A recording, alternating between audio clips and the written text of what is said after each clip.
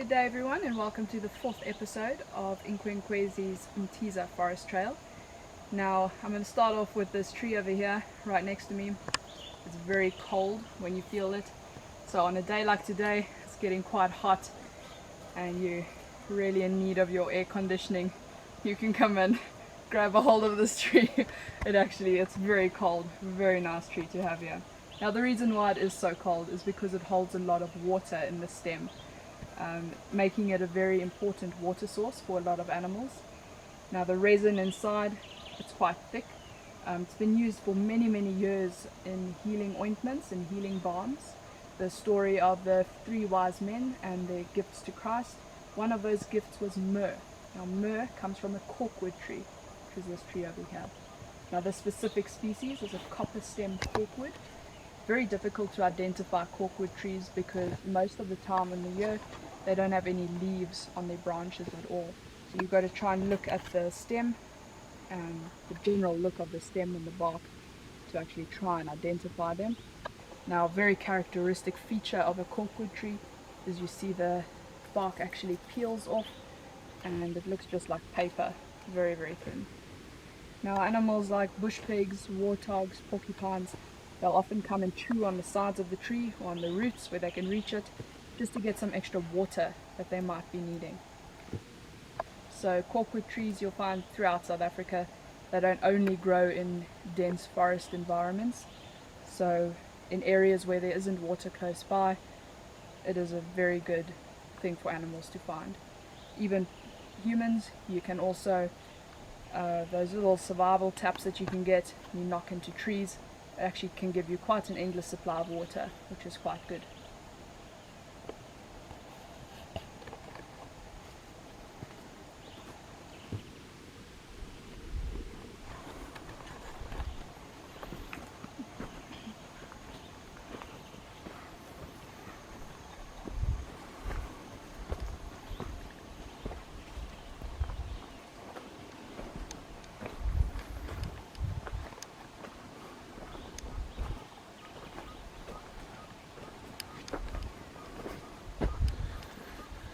Now I've been calling this walk the Umtiza Forest Trail. You must be wondering, what is an Umtiza?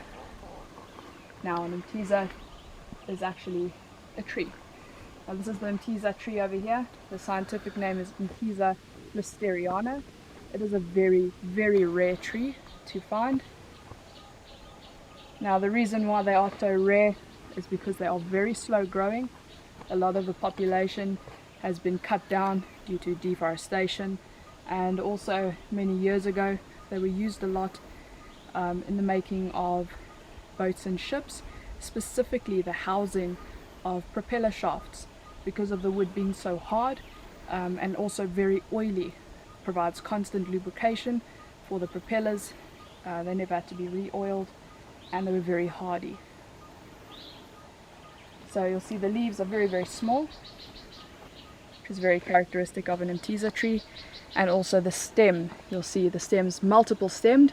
You don't just have one stem like a normal tree, making it easy to ID. Now very often, because Umtiza trees are very slow growing, they can get obviously very old. As they get older, that canopy gets very heavy and the tree can actually split down the middle. Now normally that can do quite a lot of damage to a tree. However, with an Umtiza tree being multiple stemmed, it actually doesn't negatively impact the tree at all. It just carries on growing.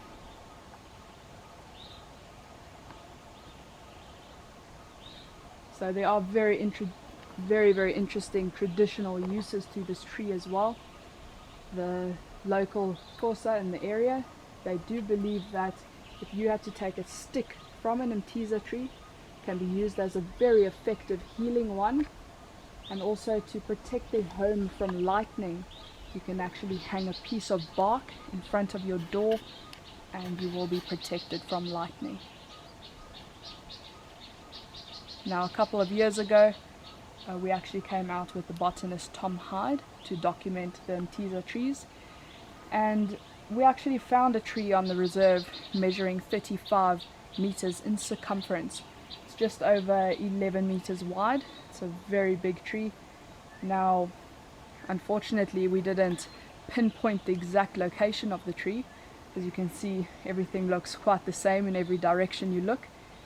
So we definitely have made it a mission to sort of block off sections of the forest when we've got some time, and try and find that tree.